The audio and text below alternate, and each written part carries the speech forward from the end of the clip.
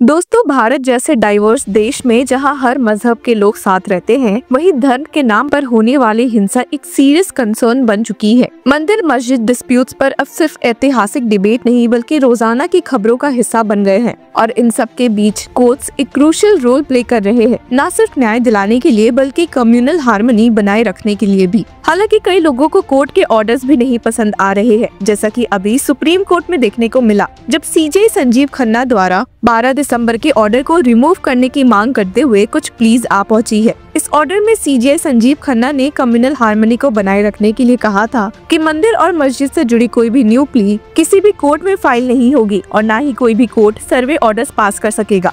ये सारे मंदिर मस्जिद का विवाद ऐसे देखा जाए तो शाही जामा मस्जिद से शुरू हुआ है, जहाँ वायलेंस की वजह से कुछ लोगों की मौत हो गई थी और इसी केस से जुड़े 2 ऐसे मुद्दे इलाहाबाद हाईकोर्ट के सामने आ पहुंचे हैं जो आपको बुरी तरह से शॉक कर देगा। इसी को लेकर एक और लीगल बैटल शुरू हो चुका है, तो चलिए इस मामले के हर पहलू को समझते हैं। अब पूरा मामला शुरू हुआ था नवंबर 19 को, जब ट्रायल कोर्ट ने एक एडवोकेट कमिश्नर को ये मस्जिद का सर्वे करने का ऑर्डर दिया। ये कहा गया था कि मस्जिद एक पुराने टेम्पल को तोड़कर बनाई गई थी। इस ऑर्डर के बाद एडवोकेट कमिश्नर ने अपना सर्वे रिपोर्ट ट्रायल कोर्ट को सील्ड कवर में सबमिट किया है और जिसकी वजह से भी वहाँ का माहौल काफी इंटेंस हो गया था। ये रिपोर्ट थर्सडे 2 जनवरी को चंदाउसी कोर्ट में सबमिट किया गया, जो इस ऑनगोइंग डिस्प्यूट को और इंटेंसिफाई कर रहा है। और अब इसी केस में ट्विस्ट क्रिएट करते हुए मस्जिद कमेटी ने इस ऑर्डर को इलाहाबाद हाईकोर्ट में चैलेंज किया है। जी हाँ, आपने सही सुना। इंटरेस्टिंग बात ये है कि ये पिटिशन 1 महीने बाद हाईकोर्ट पहुंची, जब सुप्रीम कोर्ट ने ट्रायल कोर्ट को प्रोसीडिंग्स रोकने का डायरेक्शन दिया हुआ है। मस्जिद कमेटी का कहना है कि ये सर्वे ऑर्डर गलत है और इस वजह से उन्होंने इलाहाबाद हाईकोर्ट में अपनी अपील दाखिल की।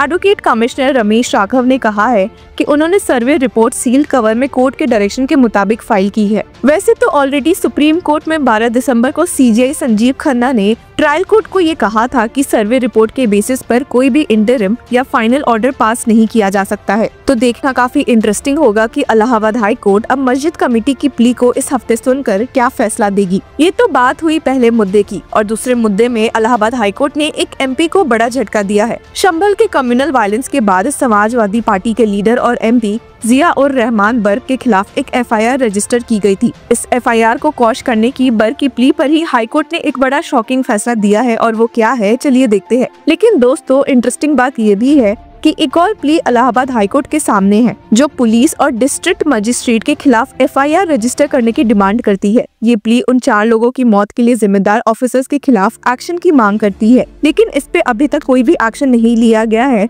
जिससे भी लोग काफी नाराज हैं। अब एमपी के खिलाफ फाइल्ड एफआईआर पर आए तो इसमें इलाहाबाद हाईकोर्ट के जस्टिसेस राजीव गुप्ता और मोहम्मद अजहर हुसैन इदरसी की बेंच ने बर्ग की प्ली को ये कहकर रिजेक्ट कर दिया कि एफआईआर में प्राइमा फसाई एक कॉग्निजेबल ऑफेंस का जिक्र है। कोर्ट ने कहा कि स्टेट ऑफ तेलंगाना वर्सेस हबीब अब्दुल्ला और निहारिका इंफ्रास्ट्रक्चर के जजमेंट्स के मुताबिक एफआईआर क्वॉश करने का सवाल ही नहीं उठता। इस ऑर्डर में एक और इम्पोर्टेंट बात कही गई, अगर बर्ग की गिरफ्तारी होती है तो पुलिस को सुप्रीम कोर्ट के गाइडलाइंस और सेक्शन 35 के प्रोविजंस को स्ट्रिक्टली फॉलो करना होगा। अब आइए जानते हैं कि बर्ग का कहना क्या है। उनका क्लेम है कि उनके खिलाफ चार्जेस पॉलिटिकली मोटिवेटेड है। उन्होंने ये भी कहा कि वायलेंस के वक्त वो बेंगलुरु में थे, ना कि संभल में। लेकिन पुलिस का कहना है कि बर्ग ने शाही जामा मस्जिद का विजिट किया था और वहाँ भड़काऊ भाषण दिए थे, जो हिंसा का कारण बने। वायलेंस की वजह से 4 लोगों की मौत हुई थी और कई लोग घायल हुए थे। ये सब नवंबर 24 को हुआ, जब एक कोर्ट ऑर्डर्ड सर्वे के लिए सर्वेयर्स चंदाउसी पहुंचे थे। ये केस तब शुरू हुआ जब सिविल कोर्ट ने नवंबर 19 को शाही जामा मस्जिद का सर्वे करने का ऑर्डर दिया। प्लेंटिफ्स का ये क्लेम था कि मस्जिद एक प्राचीन मंदिर को तोड़कर बनाई गई थी। सर्वे के बाद कम्युनल टेंशन्स बढ़ने लगे और ये पूरा मामला फेटल क्लैशेस तक पहुंच गया। अब अगर थोड़ा और पीछे चलते हैं हिस्ट्री में, तो ये कहा गया है कि 1526 में मुगल शासक बाबर के ऑर्डर पर एक हरिहर मंदिर, जो लॉर्ड विष्णु के कल्कि अवतार को डेडिकेटेड था, उसे तोड़कर इस मस्जिद को बनाया गया है। ये क्लेम किया गया है कि मस्जिद का साइट असली में एक एंशिएंट टेम्पल का था। इस क्लेम को लेकर 8 प्लेंटिफ्स ने कोर्ट में सूट फाइल किया है, जिसमें महंत ऋषि राजगिरी भी शामिल है। इन्होंने अपने एडवोकेट्स हरीश शंकर जैन और विष्णु शंकर जैन के माध्यम से ये कहा है कि उनका हक मस्जिद तक पहुंचने का भी है। लेकिन इस मामले की कॉम्प्लेक्सिटी तब और बढ़ गई जब सर्वे के दिन 24 नवंबर को वायलेंस ट्रिगर हुआ, जिसमें 4 लोगों की जान चली गई। अब जहां इलाहाबाद हाईकोर्ट के सामने शाही जामा मस्जिद से जुड़े प्लीज आ रहे हैं, वहीं सुप्रीम कोर्ट में प्लेसेस ऑफ वर्शिप एक्ट 1991 में आए दिन प्लीज बढ़ते जा रही है। इस एक्ट को लेकर दोनों तरफ से आर्ग्यूमेंट सुप्रीम कोर्ट आ पहुंचे हैं। एक तरफ बीजेपी के लीडर जैसे सुब्रमण्यम स्वामी और एडवोकेट अश्विनी कुमार उपाध्याय कह रहे हैं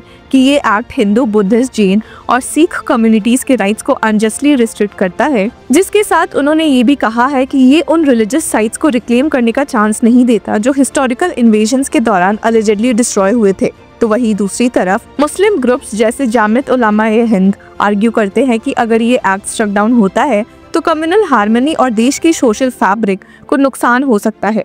उनका कहना है कि हिस्टोरिकल डिस्प्यूट्स को दोबारा खोलना माइनॉरिटीज में डर बढ़ा सकता है और सेक्युलरिज्म की फाउंडेशन को डिसरप्ट कर सकता है। और वही लेटेस्ट असाउद्दीन ओवैसी की पिटीशन जो दिसंबर 17, 2024 को फाइल हुई थी, डिमांड करती है कि इस एक्ट का स्ट्रिक्ट इन्फोर्समेंट हो और रिलीजियस साइट्स की स्टेटस को बदलने की कोई भी कोशिश रोकी जाए। इसी मामले में सुप्रीम कोर्ट के चीफ जस्टिस संजीव खन्ना और जस्टिस PV संजय कुमार की बेंच ने एक बड़ा ऑर्डर पास किया था, जहां उन्होंने स्टेट किया है कि इस पिटीशन को उन्हीं केसेस के साथ क्लब किया जाए जो फरवरी 17 को सुनवाई के लिए लिस्टेड है। CJI संजीव खन्ना ने स्टेट किया कि direct the case to be listed alongside pending matters, a batch of cases concerning similar issues is scheduled for hearing on February 17। इसके साथ ही कांग्रेस और समाजवादी पार्टी जल्दी ही सुप्रीम कोर्ट में अलग अलग पिटीशंस फाइल करने वाले हैं, जिसमें 1991 के places of worship special provisions act को सख्ती से लागू करने की मांग की जाएगी। ये खबर सूत्रों से मिली है। इससे पहले CPIM, मुस्लिम लीग, DMK, RJD और AIMIM जैसे पॉलिटिकल पार्टीज के रिप्रेजेंटेटिव्स ने भी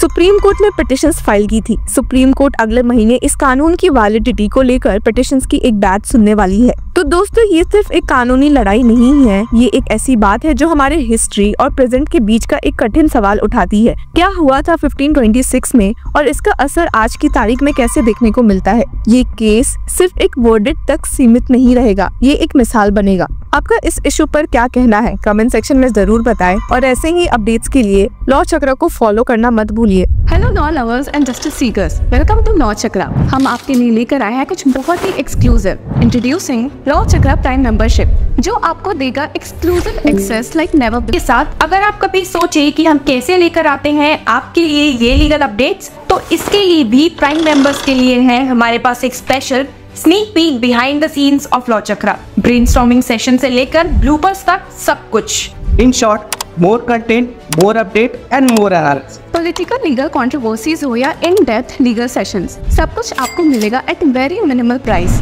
बनिए लॉ चक्र की प्राइम मेंबर और अनलॉक कीजिए full potential of legal knowledge. अभी ज्वाइन कीजिए।